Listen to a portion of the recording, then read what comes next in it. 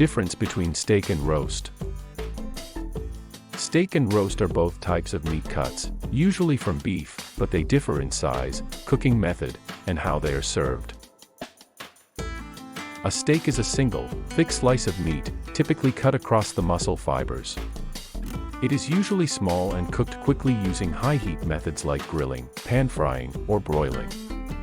Steaks are often served as individual portions and can be cooked to varying levels of doneness, such as rare, medium, or well done. Popular types include ribeye, sirloin, and T-bone. A roast, on the other hand, is a larger, whole piece of meat meant to serve multiple people.